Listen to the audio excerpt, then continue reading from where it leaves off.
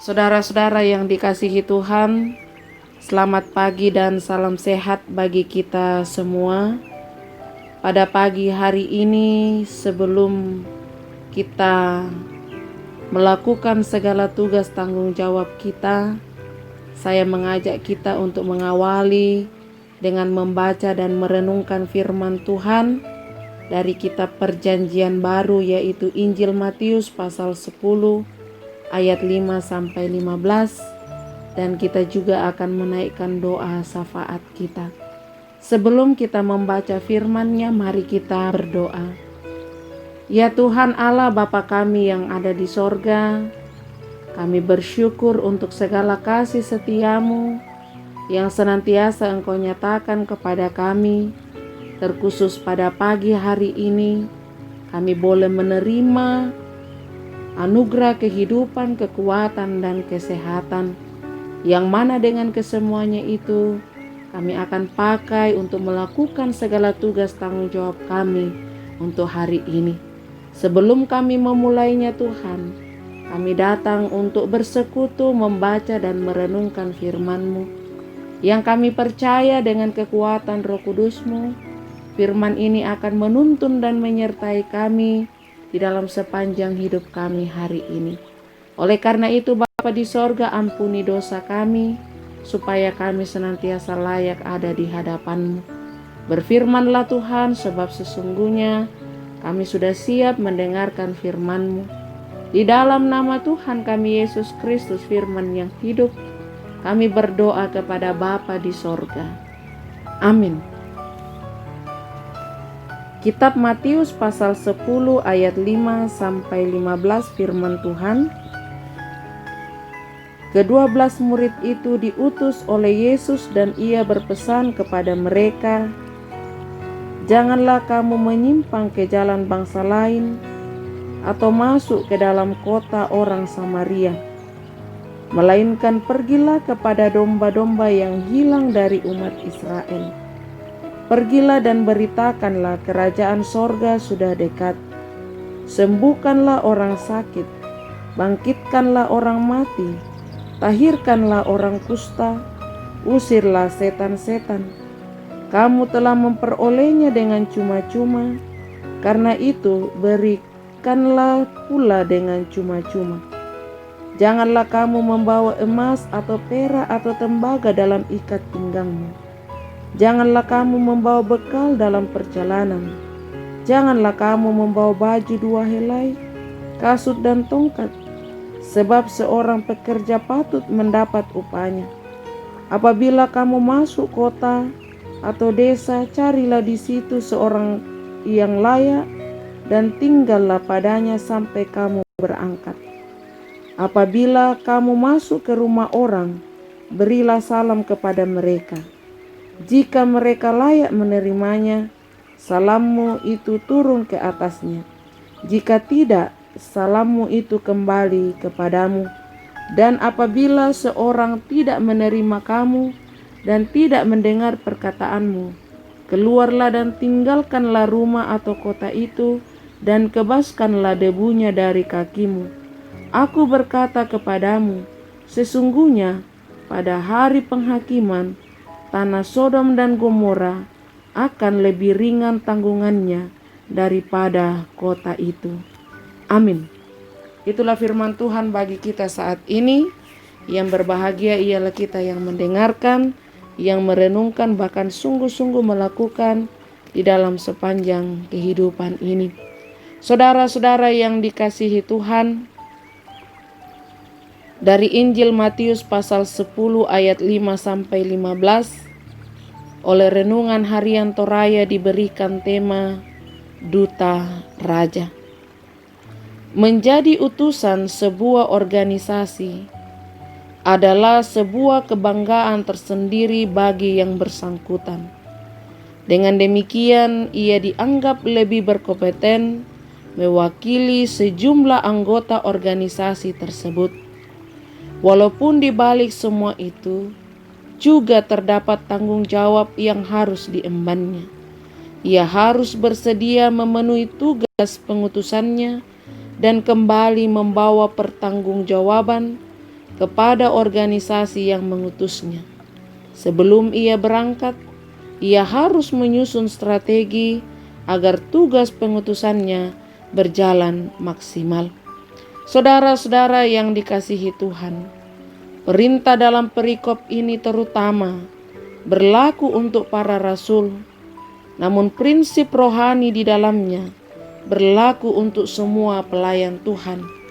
Sebelum diutus, mereka diberitahukan apa saja yang akan dilakukan dalam misi, yakni memberitakan kerajaan sorga kepada domba-domba yang hilang dari Israel, untuk menyembuhkan orang sakit, membangkitkan orang mati, mentahirkan orang kusta, mengusir setan. Semua itu dilakukan dengan cuma-cuma karena mereka menerima dengan cuma-cuma pula. Selain itu, mereka diperintahkan untuk tidak membebani pikiran mereka dengan harta, juga dengan perbekalan dan tempat tinggal.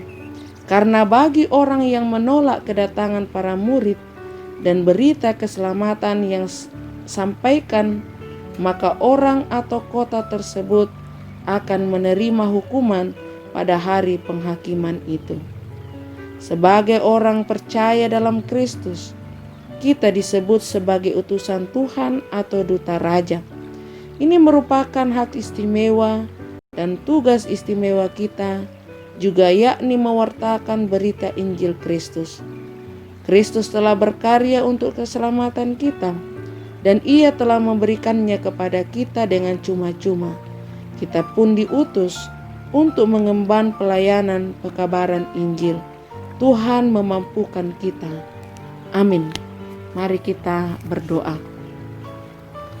Ya Tuhan Allah Bapa di sorga, kami datang mengucap syukur kepadamu untuk firman-Mu yang telah datang menguatkan kami dan selalu memberikan pengharapan supaya kami tetap setia dan taat melakukan segala tugas tanggung jawab kami, terkhusus sekaitan dengan pelayanan-pelayanan kami sebagai orang yang percaya kepadamu. Biarlah setiap pelayanan yang kami nyatakan, baik itu kepada keluarga, kepada sesama, bahkan siapapun, nama-Mu lah yang akan dipuji dan dimuliakan.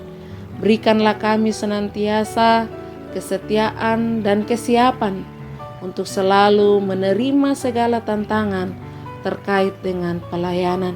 Terima kasih ya Allah Bapa kami yang ada di sorga. Kami percaya bahwa sepanjang kehidupan kami hari ini, tangan kasih-Mu tidak akan pernah meninggalkan kami. Tuhan akan memberikan kekuatan, keteguhan iman, kesehatan, serta pengharapan. Sehingga Tuhan, kami dapat mengangkat segala tugas tanggung jawab kami dengan baik. Dan di dalam kesemua itu kami memandang dan melihat bahwa berkat Tuhan senantiasa tercurah. Bapa kami yang ada di sorga, kami juga tetap berdoa bagi kekasih-kekasih kami Tuhan, yang senantiasa mengucap syukur oleh karena berbagai berkat Tuhan yang mereka alami saat ini.